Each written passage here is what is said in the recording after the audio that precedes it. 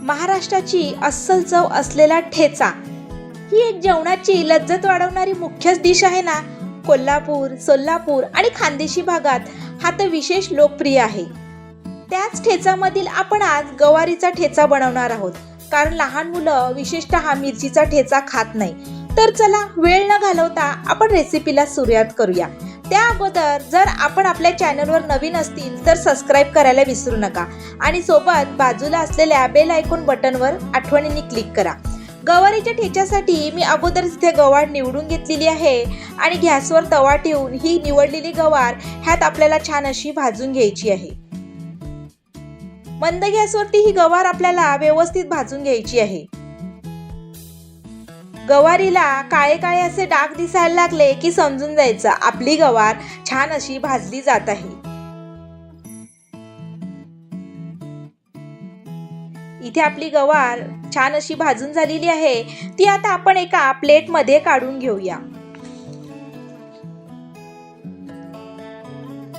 आणि आता ह्याच तव्यामध्ये आपण 1 वाटी शेंगदाणे सुद्धा भाजून घेऊया.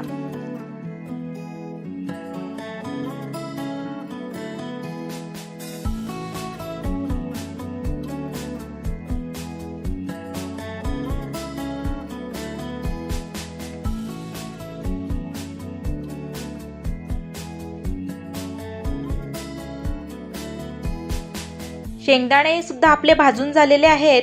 ते सुद्धा आपण ज्या प्लेटमध्ये गवार काढलेली आहे त्याच प्लेटमध्ये शेंगदाणे सुद्धा काढून घेऊया.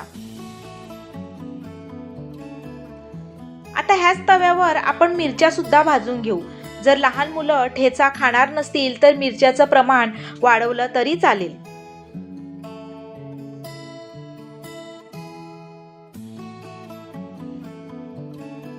आपल्या मिरच्या सुद्धा इथे भाजून झालेल्या आहेत. त्या सुद्धा आपण एका ह्याच प्लेटमध्ये काढून घेऊया. आता 10 ते 12 लसूणच्या पाकळ्या सुद्धा आपल्याला भाजून घ्यायच्या आहेत.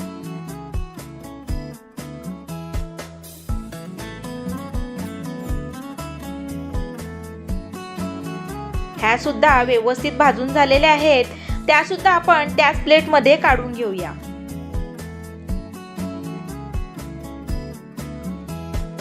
आता हे सर्व आपल्याला मिक्सरच्या भांड्यामध्ये थोडंसं ओबडधोबड असं फिरवून घ्यायचं आहे. त्यासाठी बघा इथे मी मिक्सरचं भांडं घेतलेलं आहे आणि त्यात मी चवीनुसार मीठ घालणार आहे, कारण की मी नंतर ह्यामध्ये मीठ घालणार नाही आहे.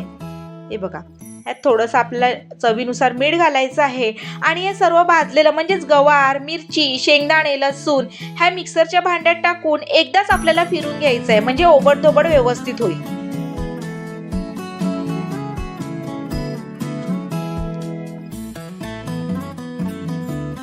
हे बघा छान असं मी हे फिरवून घेतलेलं आहे. आता मस्त आपण ह्याला फोडणी देऊया. फोडणीसाठी बघा मी तोच तवा पुन्हा वापरणार आहे आणि त्या तव्यावरती तेल घालून थोडंसं जिरं मोहरी घालणार आहे.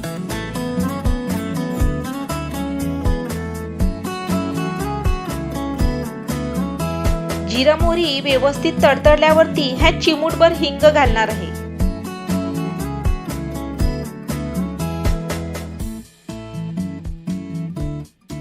हिंग घालून झाल्यावरती आपण जो ठेचा मिक्सर मध्ये फिरवून घेतला होता तो ह्यात टाकायचा आहे आणि व्यवस्थित मिक्स करून घ्यायचा आहे.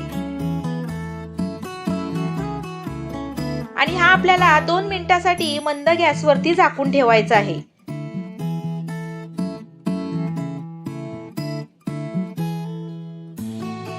दोन मिनिटांनी झाकण काढून पुन्हा हा मिक्स करून घ्यायचा आणि 1 मिनिटासाठी असाच वाफेवर ठेवून द्यायचा. छान असा गरमागरम गवारीचा ठेचा आपला तयार आहे. मी हा गरमागरम तांदळाच्या भाकरी सोबत खाणार आहे. तुम्हाला कोणत्या भाकरी सोबत ठेचा खायला आवडतो हे मला कमेंट करून नक्की सांगा. आणि व्हिडिओ आवडली तर एक लाईक आणि शेअर करायला विसरू नका. भेटू पुन्हा. तोपर्यंत धन्यवाद.